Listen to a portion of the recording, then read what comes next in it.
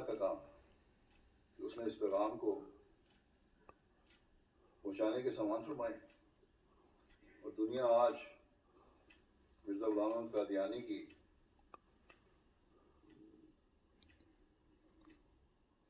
کو مسیح موعود اور مہدی موعود کے طور پر جانتی ہے. ہر مخالف کے مقابل پر ہر مخالف کو مقابل پر بلایا آپ نے اور اسے رائے فرار اختیار کرنے کے علاوہ چارہ نہ رہا یا اللہ تعالیٰ نے اسے تباہ برباد کر دیا. ہاں انبیاء کی جماعتوں کی مخالفتیں جاری رہتی ہیں لیکن دشمن جو چاہتا ہے وہ حاصل نہیں کر سکتا. یہی جماعت احمدیہ کے ساتھ ہو رہا ہے. پورے وسائل اور طاقتوں کے ساتھ کیا زور ہے جو دشمن نے جماعت کو ختم کرنے کے لیے نہیں لگایا اور اب بھی لگا رہے ہیں. کمزور ایمان اس سے ٹھوکر بھی کھاتے ہیں لیکن ایک جاتا ہے تو ہزاروں اللہ تعالیٰ عطا فرماتا ہے. بس اگر ہمیں اخلاص کا دعویٰ ہے, ہم یہ اعلان کرتے ہیں کہ حضرت مرزا غلام احمد قادیانی وہی مسیح موعود اور مہدی موعود ہیں جن کے آنے کی پیشگوئی حضرت صلی اللہ علیہ وسلم نے فرمائی تھی, تو پھر ہمیں اپنی تمام تر صلاحیتوں کے ساتھ اس مسیح و مہدی کا مددگار بننا ہوگا. وہ نمونہ دکھانا ہوگا جو صحابہ نے دکھایا. ہم نے مسلمانوں کو بھی دین واحد پر جمع کر کے ان کے اندر سے تمام بدعات کو ختم کرنا ہے اور غیر مسلموں کو بھی اسلام کی خصوصی تعلیم سے آشنا کروا کر انہیں خدائے واحد کی عبادت کرنے والا اور حضرت صلی اللہ علیہ وسلم پر درود بھیجنے والا بنانا ہے.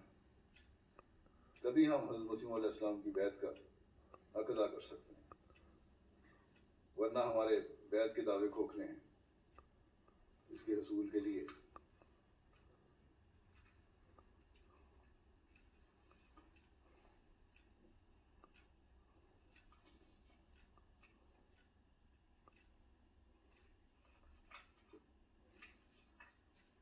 ہمیں اپنی عبادتوں کے معیار اونچے کرنے ہوں گے, ورنہ مسجدیں بنانا تو بے مقصد ہے. اور یہ تبھی ہو سکتا ہے جب ہم اپنی زندگی کے مقصد کو پہچانیں. زندگی کا مقصد کیا ہے؟ حضرت مسیح موعود علیہ السلام نے فرماتے ہیں کہ انسان اپنی زندگی کا مقصد خود معین نہیں کر سکتا. یہ خدا ہے جس نے انسان کو پیدا کیا ہے. اور اللہ تعالیٰ فرماتا ہے کہ وما خلقت الجن والانس الا لیعبدون, یعنی میں نے انس و جن کو عبادت کے لیے پیدا کی ہے. حضرت مسیح علیہ السلام نے اس آیت کے بے شمار مقامات پر وضاحت فرمائی ہے.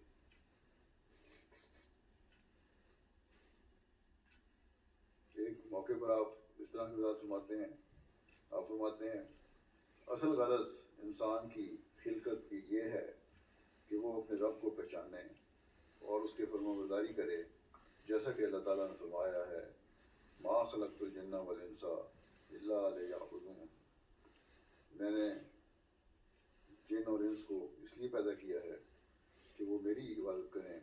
مگر افسوس کی بات ہے کہ اکثر لوگ جو دنیا میں آتے ہیں بالغ ہونے کے بعد بجائے اس کے کہ اپنے فرض کو سمجھیں, اپنی زندگی کی غرض و غایت کو مد نظر رکھیں, وہ خدا کو چھوڑ کر دنیا کی طرف مائل ہو جاتے ہیں اور دنیا کا مال اور اس کی عزتوں کے ایسے دل دادا ہوتے ہیں کہ خدا کا حصہ بہت ہی تھوڑا ہوتا ہے.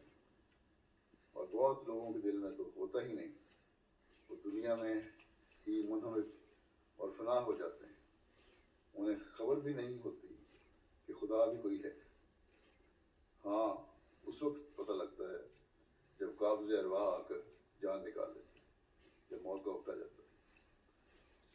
ہم جو زمانے کے امام کو ماننے کا دعویٰ کرتے ہیں, ہمارا تو یہ کام نہیں اس طرح کی زندگی گزاریں. ہمیں تو اس زندگی کے مقصد کو پہچاننے کی کوشش کرتے ہوئے عبادت کا حق ادا کرنا چاہیے. اس خصوص مسئلے کی طرف لوگوں کی توجہ تبھی پیدا ہوگی तभी हम इस्लाम का पैगाम हकीकी रंग में आगे पहुंचा सकेंगे, तभी हम मसीह मौद के मिशन को पूरा कर सकेंगे जब हम अपनी कोशिशों को अल्लाह ताला की मदद से हासिल करने की कोशिश करें। और ये उस वक्त तक नहीं हो सकता जब तक हम अपनी इबादतों के हक अदा करने वाले ना हों। बस हर अहमदी इस पर सोचे और इसको अपनी ज़िंदगी का हिस्सा बनाने की कोशिश करें कि इसकी इबादत के हक अदा करने, ताकि अल्लाह ताला के फजलों को जज्ब करते हुए अपनी दुनिया व आखिरत संवारने वाले बन सकें। बस आज इस मस्जिद का इफ्तिताह अजीम तब बनेगा जब हम इस हकीकत को पहचान लें कि हमारी ज़िंदगी का मकसद क्या है। वरना दुनिया में बेशुमार मस्जिदें हैं जो खूबसूरत हैं, बहुत आला हैं, लेकिन वहाँ आने वाले अपने मकसद पैदाइश को पूरा करने वाले नहीं। इबादत सिर्फ इतनी नहीं कि जल्दी जल्दी 5 नमाजें या चंद नमाजें टूंगे मार के पढ़ ली, बल्कि इबादत ये है कि नमाज का हक है वो अदा किया जाए, उसे संवार कर पढ़ा जाए। हज़रत सल्लल्लाहु अलैहि वसल्लम ने एक शख्स को 3-4 मरतबा बार बार नमाज पढ़ाने का इसलिए इरशाद फरमाया कि आपके नज़दीक वो नमाज का हक अदा नहीं कर रहा था, और जिस तरह संवार कर नमाज पढ़नी चाहिए इस तरह नहीं पढ़ रहा था। बस नमाजों को भी इसका हक अदा करते हुए अदा करें तो फिर अल्लाह ताला का कुर्ब भी हमें मिलता है। और इस तरह इबादतों की मकबूलियत तब होती है जब अल्लाह ताला के बंदों का भी हक अदा किया जा रहा है। जो लोगों के हक मारने वाले हैं, अल्लाह ताला फरमाता है उनकी नमाजें उनके लिए हलाकत का समान है, वो उनके मुंह पर मारी जाएंगी। बस हमारा मकसद मस्जिदों को आबाद करना और अल्लाह ताला के हुक्मों पर चलते हुए आबाद करना है, और अल्लाह ताला की रज़ा के हसूल के लिए अदा करना है और होना चाहिए। जिस शख्स को हज़रत मसीह अलैहि सलाम ने चैलेंज दिया था वो क्या चाहता था? वो दीन के नाम पर दुनिया में अपनी हुकूमत चाहता था।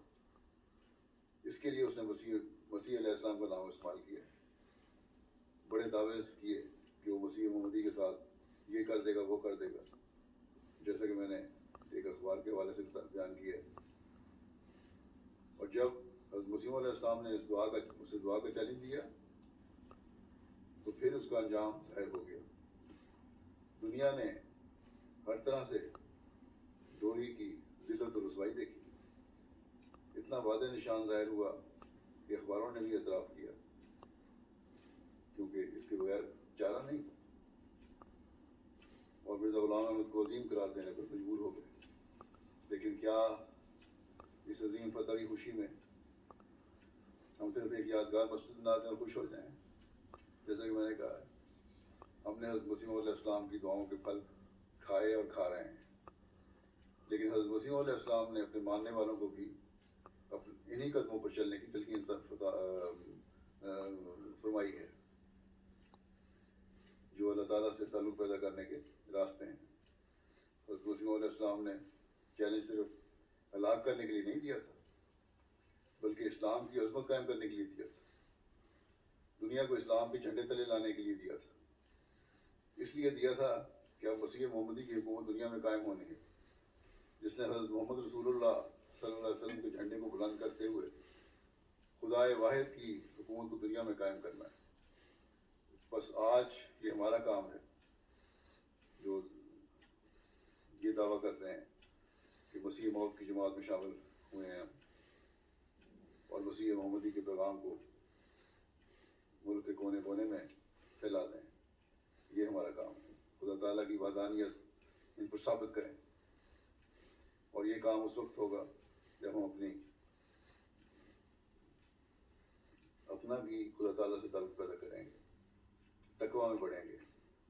हज़रत मसीह अलैहि सलाम फरमाते हैं हमारी जमात के लिए ख़ास कर तकवा की ज़रूरत है, ख़ुसूसन इस ख्याल से भी कि वो एक ऐसे शख्स से ताल्लुक़ रखते हैं जिसका दावा मामूलियत का है, ता वो लोग जो खा किसी किस्म के बुग़्ज़ों, कीनों या शिरकों में मुब्तला थे या कैसे ही रूब दुनिया थे, تمام افعال سے نجات پائیں۔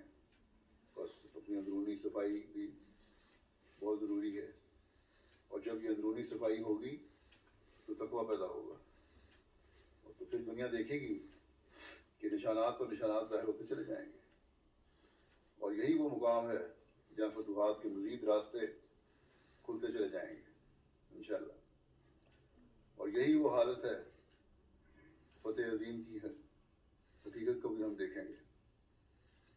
بس اے مسیح محمدی کے غلاموں، ہر فتح کا نشان ہمارے اندر ایک انقلاب پیدا کرنے والا ہونا چاہیے۔ بس یہ عہد کریں کہ آج کا دن ہمارے اندر ایک روحانی انقلاب لانے کا دن ہوگا،